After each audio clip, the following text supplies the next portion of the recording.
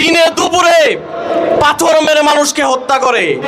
বাংলাদেশের সামনে একটি বড় সুযোগ অপেক্ষা করছে। বাংলাদেশ বর্তমানে একটি যুগ সন্ধিক্ষণে দাঁড়িয়ে আছে। আমাদের সামনে সিদ্ধান্ত নেওয়ার সময়।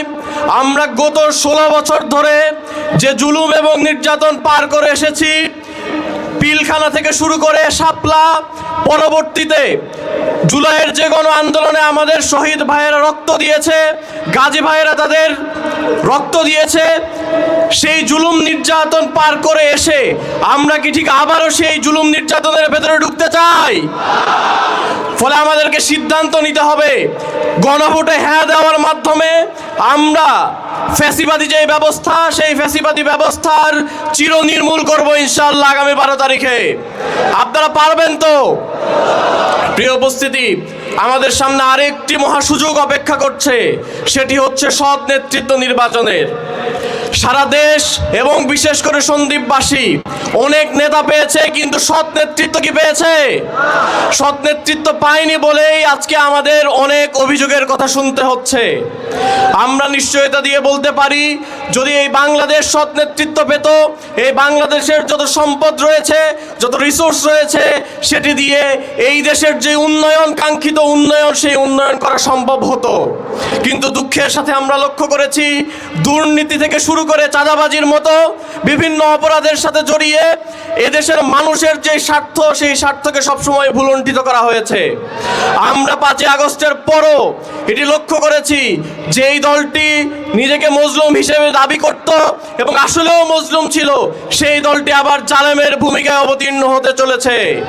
তারা নতুন করে চাঁদাবাজি শুরু করেছে, তারা সন্ত্রাস শুরু করেছে, তারা দিনে দুপুরে পাথর মেরে মানুষকে হত্যা করে। অথচ এই দলটি একসময় মজলুম ছিল।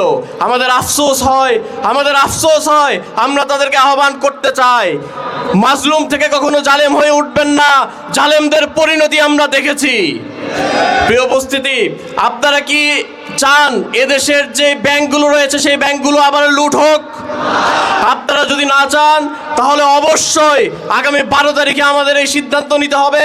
যারা ঋণ খেলাপিদেরকে আবার সংসদে পাঠাতে চায়, তাদেরকে আমরা বয়কট করব ইনশাআল্লাহ। প্রিয় উপস্থিতি, যারা সন্ত্রাসের রাজনীতি আবার এদেশে কায়েম করতে চায়, যারা নিজেদের দলের ভেতরে শতাধিক মানুষকে হত্যা করেছে, আমরা কি তাদেরকে গ্রহণ করব? আমরা তাদেরকে বয়কট করব ইনশাআল্লাহ। প্রিয় উপস্থিতি, আগামী 12 তারিখ আমাদের উপরে অনেক বড় দায়িত্ব। নাগরিক হিসেবে আমাদের উপরে যেমন দায়িত্ব, ঠিক তেমনই একটি রাজনৈতিক দলের কর্মী হিসেবে, একটি রাজনৈতিক দলের সমর্থক হিসেবে আমাদের দায়িত্ব হচ্ছে মানুষের ভোটাধিকার নিশ্চিত করার ক্ষেত্রে যে নিরাপত্তা, সেই নিরাপত্তা নিশ্চিতকল্পে আমাদের সতর্ক থাকা।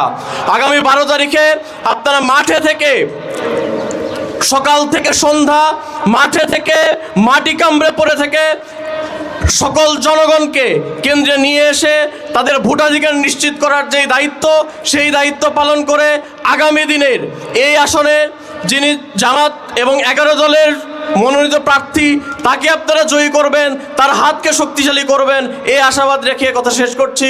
আসসালামু আলাইকুম রহমতুল্লাহ।